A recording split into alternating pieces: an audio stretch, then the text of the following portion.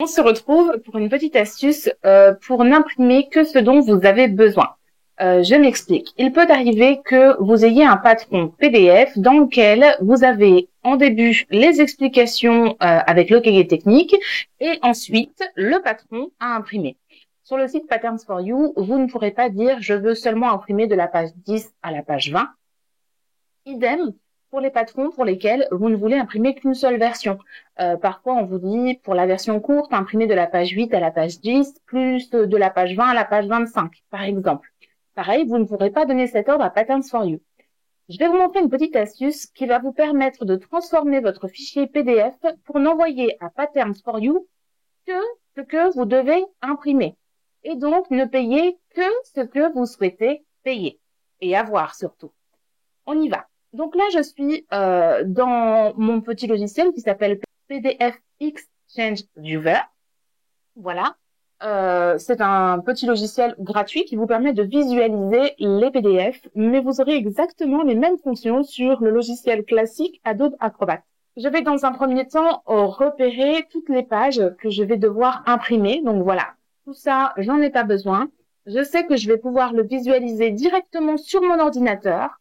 Donc, je ne souhaite pas que Patterns for You m'imprime toutes ces pages.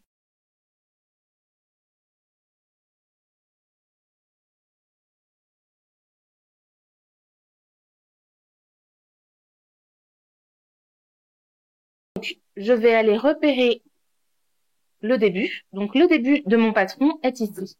Donc, si je suis ici, oui, forcément, je mets des petits tops secrets partout, j'ai des informations à cacher. Je suis, voilà, en page 14. Je vais aller vérifier que la page 28 fait bien partie du patron. La page 28 fait bien partie du patron. Donc, il faut que je transmette les pages 14 à 28. Je fais Fichier, Imprimer. Ici, je choisis l'imprimante Microsoft Print to PDF. Il me faut donc les pages 14 à 28. Pour lui dire que je veux aller jusqu'à la page 28, je vais mettre un petit tiret, un trait d'union, jusqu'à 28. Et si, par exemple, j'avais dû ajouter une autre section de page, je peux mettre virgule, ajouter, par exemple, la page 8, virgule, ajouter ensuite la page, par exemple, 10, jusqu'à 14. Voilà. Et là, je lance mon impression, je fais OK. Je choisis où je souhaite enregistrer ce patron, enfin ce nouveau patron. Donc là, en l'occurrence, je vais le mettre ici, c'est très bien. Je vais marquer test, page. Donc là, en fait, ce qu'est en train de faire votre ordinateur, c'est qu'il imprime virtuellement dans un fichier PDF les pages que vous lui avez demandées.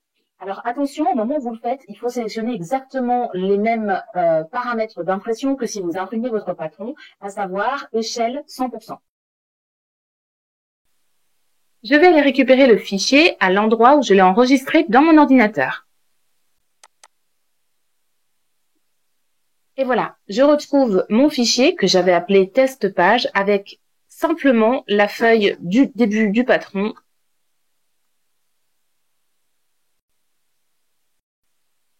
la feuille de la fin et bien sûr, j'ai redemandé d'autres sections qui se sont ajoutées. J'avais demandé à refaire de la page 10 à la page, voilà. Donc, elles se sont ajoutées ici, mais vous choisissez les plages dont vous avez besoin seulement. Et c'est ce fichier-là que vous transmettrez à Patterns for You.